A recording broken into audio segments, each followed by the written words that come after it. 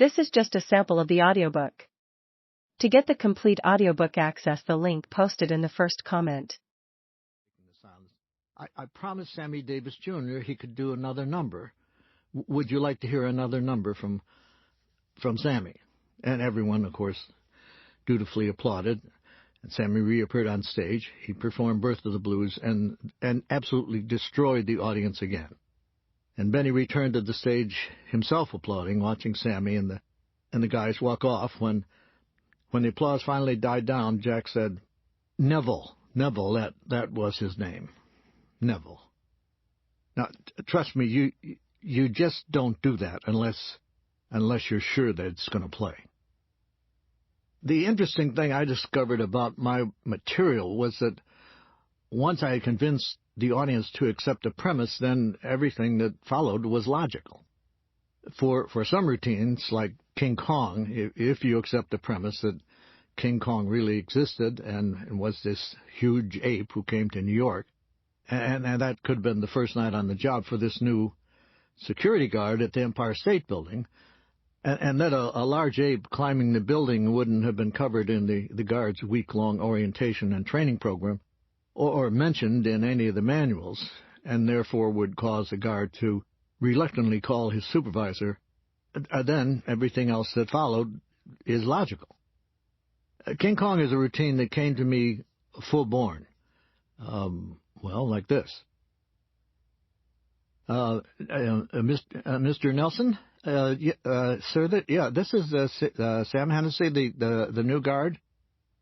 Sir, I hate to to bother you at home like this on my first night, but something's come up and it's not covered in the guard's manual.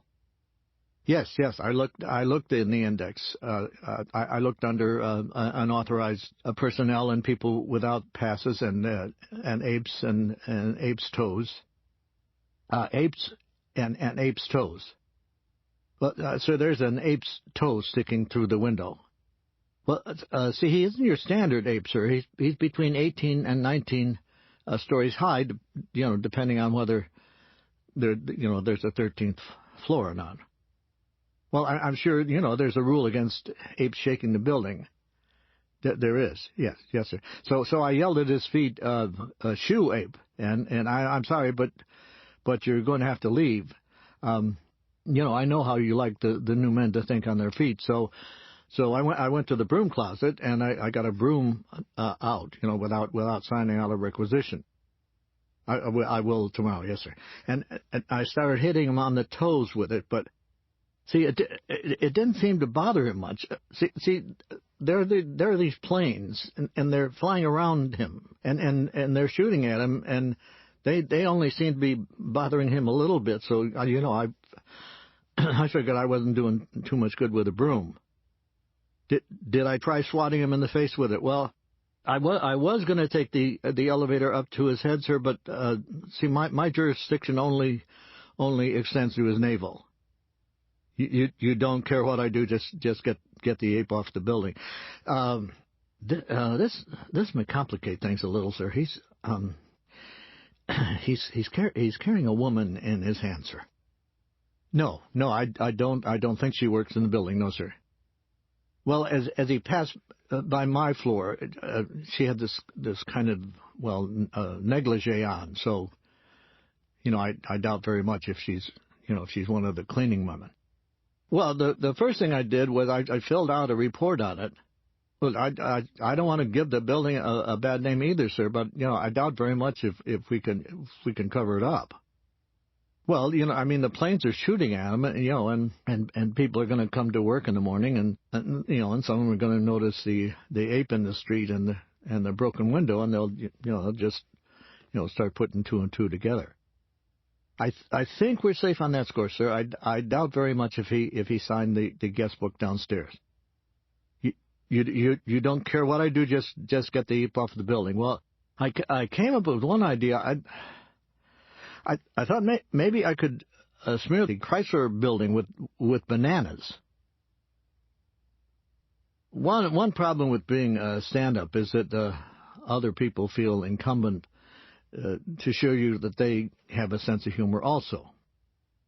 Usually when people tell me jokes, they tell me the dirtiest joke imaginable, and they'll preface it by telling me that I have to clean this up a bit if I want to use it in my act.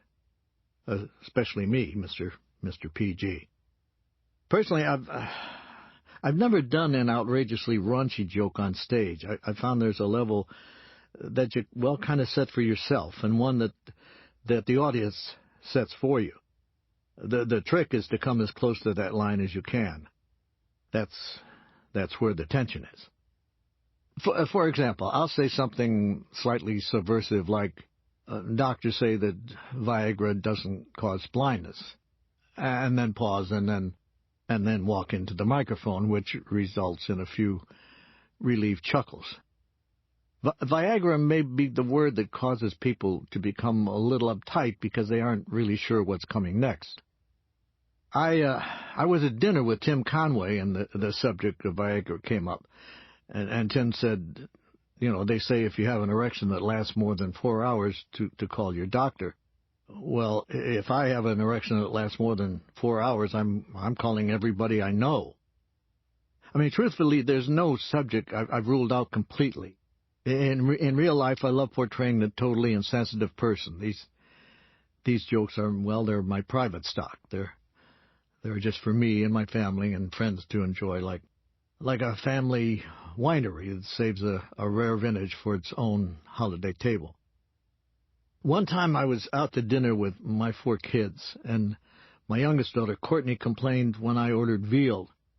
She listed all the cruel and inhumane ways in which calves were treated before they were slaughtered.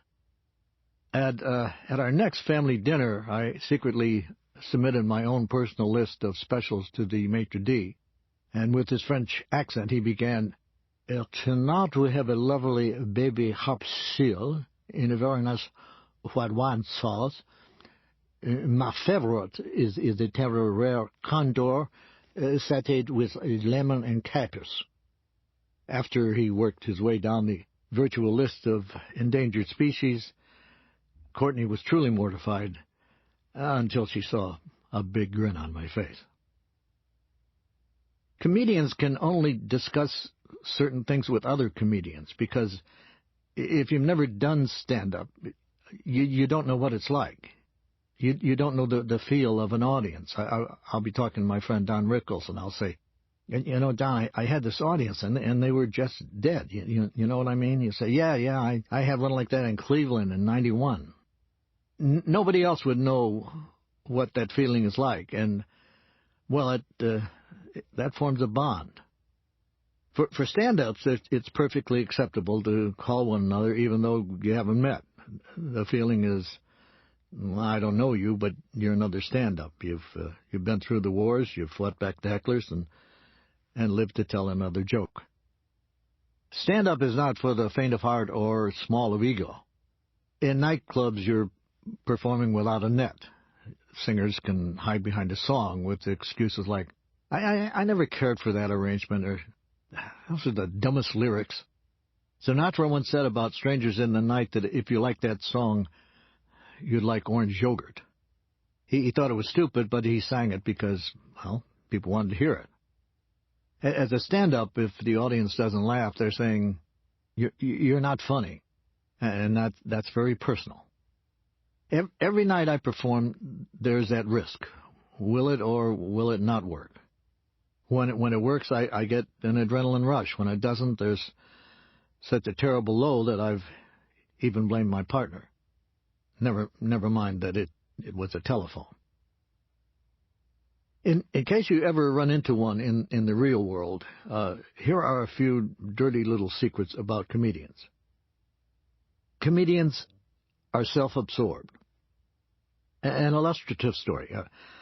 A fair to mid-level comedian is on stage at a nothing kind of place. He does a show to polite applause and walks off stage. A woman comes backstage to tell him how much the show meant to her. I lost my husband 6 months ago, she said. We spent our whole lives together. I was walking by and I saw your name and I thought to myself, gee, I'd like to laugh. That's what I really need, a good laugh. And I came in, and it's the first time I've laughed in 6 months since my husband passed away. If there's anything I can do for you,